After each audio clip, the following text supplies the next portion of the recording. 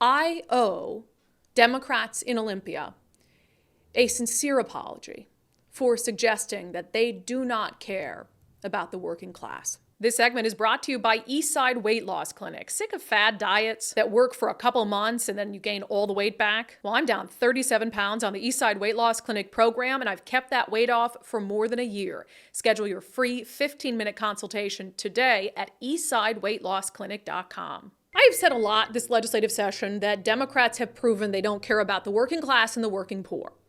And I felt like I was making that assessment based on good data. I mean, the other night at 2 a.m., they passed a bill that will make life exceedingly more expensive for the working poor by spiking energy rates and eventually forcing homeowners to come out of pocket tens of thousands of dollars to electrify their home.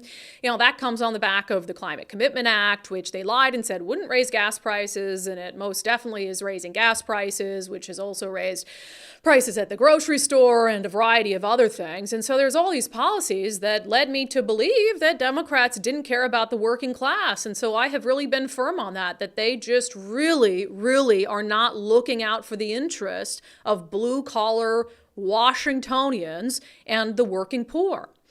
But I was wrong.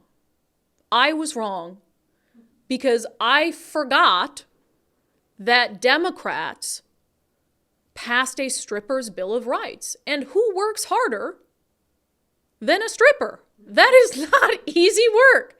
You're taking one of those pole dancing classes, that requires a lot of body strength. You have? That is blue collar work.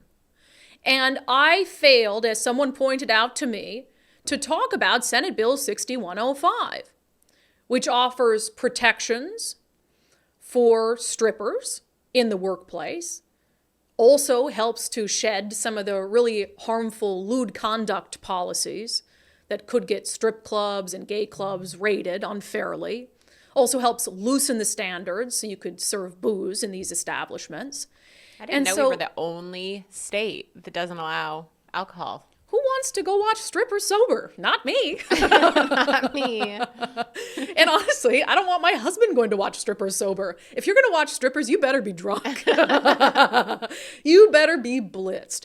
So anyway, I forgot about the strippers, which, yeah, obviously strippers work very hard. And in fact, Democrats care so much about the working class and hard-working strippers that they actually took the time to go visit them at work. If that's not caring about the working class, I don't know what it is. The Stranger wrote this article. Lawmakers join dancers and LGBTQ community in celebrating passage of Stripper Bill of Rights. They wrote strippers, lawmakers, and the LGBTQ plus community gathered at Massive on Capitol Hill Saturday night to celebrate the passage of a bill to allow nudity in places that serve alcohol. The bill opened up a path for Washington strip clubs to serve liquor for the first time in about 50 years and broadened allowances for employees at queer bars to bare their nipples.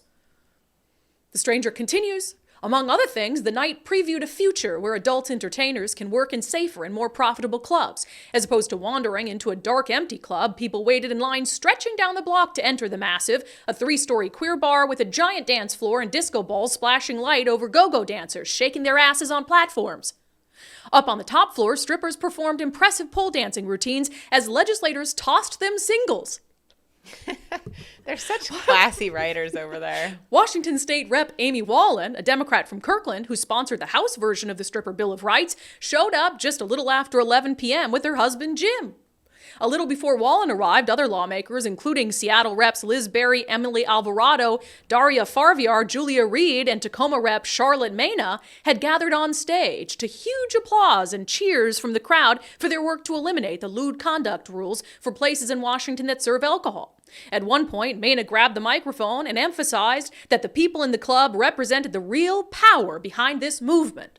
So there it is. I am nothing if not humble and willing to admit when I have erred. And despite all those other reasons, I suggested that Washington Democrats do not care about the working class.